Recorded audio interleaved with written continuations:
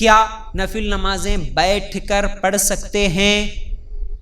عام طور پر ہمارے پاس یہ ہوتا ہے کہ نفل نماز بولے تو بیٹھ کے پڑھنا، فرض نماز ٹھہر کے پڑھنا۔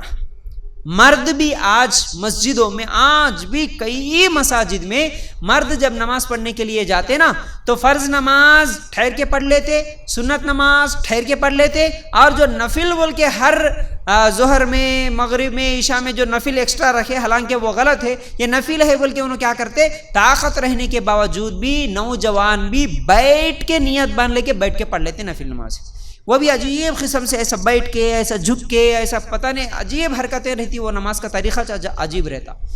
نفل نمازیں طاقت رہنے کے باوجود بیٹھ کر پڑھنا نہ مرد کے لیے جائز ہے نہ عورت کے لیے۔ ایک تو مرد نفل نمازیں بیٹھ کر پڑھتا، اور دوسرا عورتیں تو پوری نماز بیٹھ کے پڑھتی ہیں۔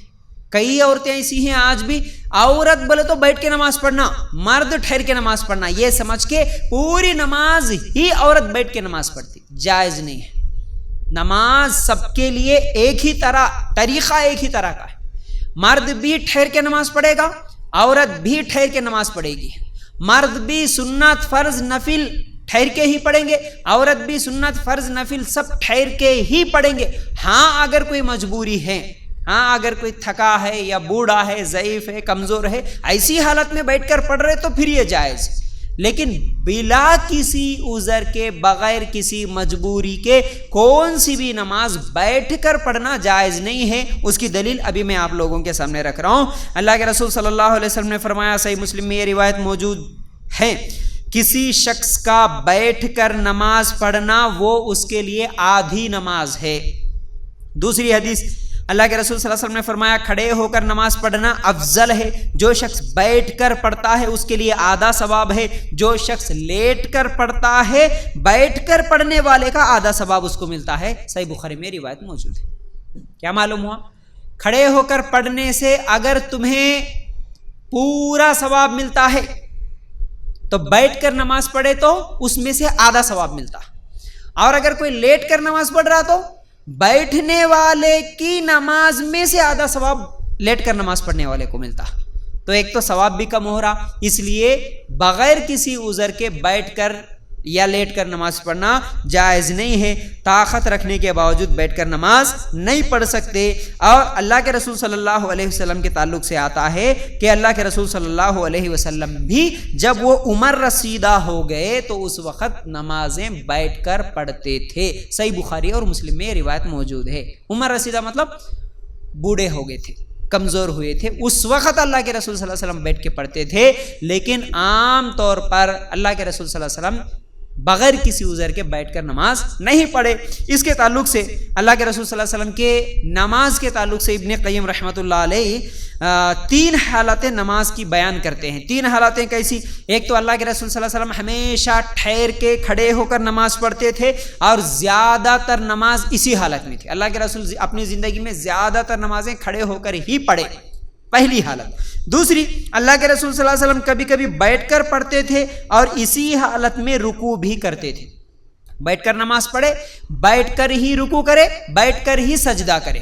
یہ اللہ کے رسول صلی اللہ علیہ وسلم کی وہ نماز ہے جب اللہ کے رسول صلی اللہ علیہ وسلم کمزور یعنی ضعیف ہوئے تھے، ٹھیک ہے۔ اس کے بعد تیسری، اللہ کے رسول صلی اللہ علیہ وسلم کبھی کبھی بیٹھ کر قرات کرتے اور قرات کا کچھ حصہ باقی ہوتا تو ٹھہر جاتے اور تھوڑی دیر قرات کرتے، پھر اس کے بعد رکوع کرتے، پھر سجدہ کرتے۔ آپ ایسے بھی کر سکتے۔